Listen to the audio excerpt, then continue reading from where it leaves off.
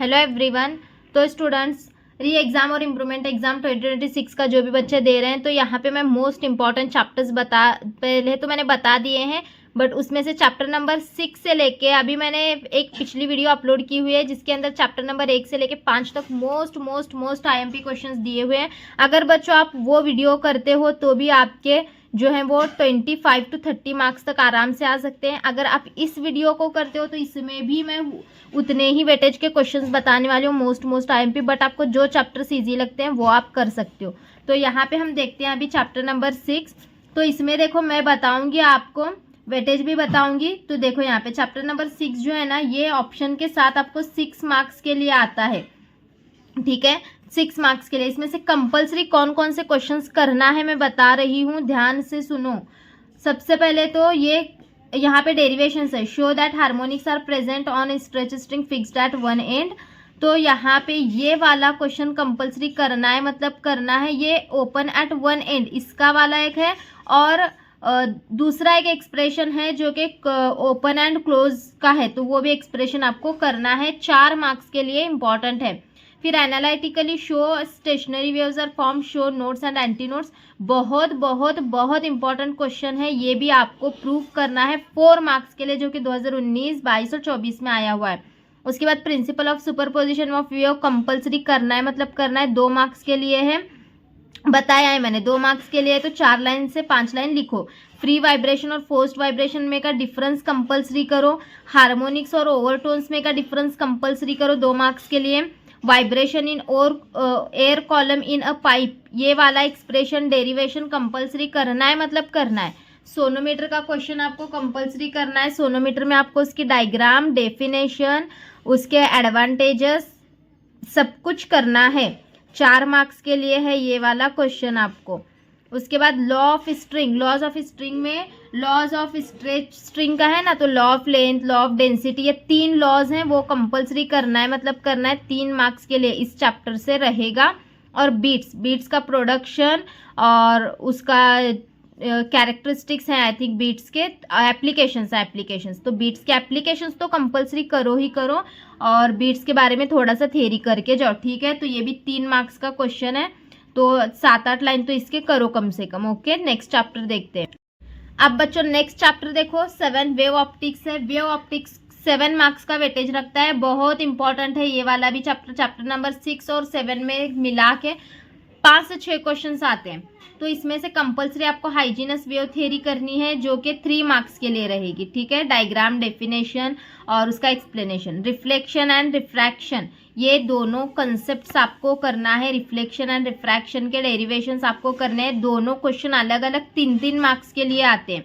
Young's double slit experiment compulsory करना है, मतलब करना है। यहाँ पे मैं 100 लिख रही हूँ, कंपलसरी करना है, मतलब करना है, ठीक है। डिफरेक्शन का यहाँ पे आपको एक्सप्रेशन करना है कंपलसरी, तो ये भी देखो 4 मार्क्स के लिए रहेगा ये वाला क्वेश्चन। डिफरेक्शन का जो क्वेश्चन है वो 3 मार्क्स के लिए रहेगा, उसका एक्सप्लेनेशन देना है आपको।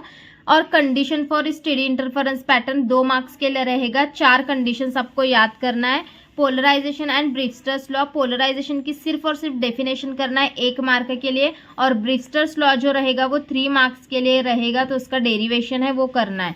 रिलेस क्राइटेरिया भी 3 मार्क्स के लिए रहेगा, डायग्राम और एक्सप्लेनेशन देना है। और प्लेन वेवफ्रंट और स्पेरिकल वेवफ्रंट का डायग्राम और एक्सप्लेनेशन, ये दोनों कभी कभी सिर्फ प्लेन का पूछा जाता है, कभी कभी स्पेरिकल का पूछा जाता है। तो प्लेन वेवफ्रंट की डायग्राम बनाने के लिए 1 मार्क और उसके एक्सप्लेनेशन के लिए 2 मार्क, ऐसा मिला के 3 मार्क्स के लिए ये सेपरेट या फिर ये सेपरेट क्वेश्चन आ सकता है। अब चलो उसके बाद नेक्स्ट चैप्टर है 8 इलेक्ट्रोस्टैटिक्स। इलेक्ट्रोस्टैटिक्स में से कंपलसरी बताती हूँ, देखो मैं कौन कौन से क्वेश्चन करना है। कंपलसरी पोलराइजेशन इन डाइलेक्ट्रिक्स और कैपेसिटेंस ऑफ कैपेसिटिव, ये कंपलसरी करना है। Polar and non polar dielectrics तो करना है, मतलब करना है, डिफरेंस करना है 2 मार्क्स के लिए, ठीक है। ये डेफिनेशन है, पोलराइजेशन इन डाइलेक्ट्रिक्स और कैपेसिटेंस ऑफ कैपेसिटिव, ये भी 2 मार्क्स के लिए है, ये भी 2 मार्क्स के लिए। फिर construction and working of Van de Graaff generator compulsory करना है, जो कि 3 मार्क्स के लिए है। फिर गॉस थ्योरम भी कंपलसरी आपको करना है, ये 4 मार्क्स के लिए है। उसके बाद यहाँ पे expression for electric field intensity uniform sheet के लिए ये कंपलसरी करना है, और expression for energy stored in charge capacitor. 5 he questions हैं इसके, करो, इंपॉर्टेंट चैप्टर है। अब इसका वेटेज अगर आप देखोगे तो 6 मार्क्स के लिए है, 6 मार्क्स के लिए 5 ही क्वेश्चंस हैं, तो अच्छे से करो। और इस चैप्टर के फॉर्मूले करो बच्चों, क्योंकि फॉर्मूले जो है ना, इसमें फॉर्मूले बहुत इंपॉर्टेंट है, क्योंकि फॉर्मूले पे इसमें न्यूमेरिकल बहुत ज़्यादा आते हैं। तो 5-6 फॉर्मूले हैं इसके अंदर, वो अच्छे से करो। यूनिफॉर्म शीट वगैरह के जो डेरिवेशंस है ना, इसके अंदर डेरिवेशंस देखो, जो जो डेरिवेशन में लास्ट में जो फॉर्मूला दिखता है ना, वो फॉर्मूले याद करके रखो, न्यूमेरिकल में हेल्प करेंगे आपको बहुत ज़्यादा।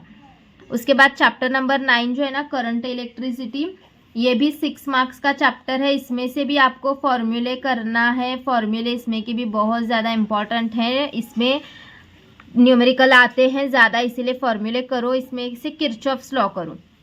सबसे पहले देखो, मैंने बताया था आपको किरचॉफ्स लॉ चैप्टर नंबर 3 में भी है, इसमें भी है। चैप्टर नंबर 3 में हीट के लिए पूछा जाएगा, इसके अंदर इलेक्ट्रिसिटी के लिए पूछा जाएगा। प्रिंसिपल ऑफ पोटेंशियोमीटर कंपल्सरी करना है, ये 2 मार्क्स के लिए है, ये भी 2 मार्क्स के लिए है, ठीक है। 4-5 लाइन याद करो। डिस्टिंग्विश बिटवीन एमीटर वोल्टमीटर 100% करके रखना है। डिस्टिंग्विश बिटवीन पोटेंशियोमीटर वोल्टमीटर 100% करके रखना है, मतलब रखना है, ठीक है। 2-2 मार्क्स के लिए है ये वाला। उसके बाद किरचॉफ्स वोल्टेज लॉ कंपल्सरी करना है, ये भी 2 मार्क्स के लिए ही है। फिर डेरिवेशंस यहाँ पे हैं, जो कुछ मीटर ब्रिज का एक डेरिवेशन करना है, और वेटस्टोन ब्रिज का डेरिवेशन आपको करके रखना है, और galvanometer as a voltmeter का एक डेरिवेशन करना है, और शंट की डेफिनेशन और उसके यूजेस, ये 3 मार्क्स के लिए रहेगा, तो ये करना है इसमें से क्वेश्चंस आपको। अब आते हैं चैप्टर नंबर 10 पे। तो magnetic field due to electric current, तो ये चैप्टर नंबर 10 भी 6 मार्क्स के लिए रहेगा, तो ये भी ज़्यादा ही मार्क्स के लिए चैप्टर।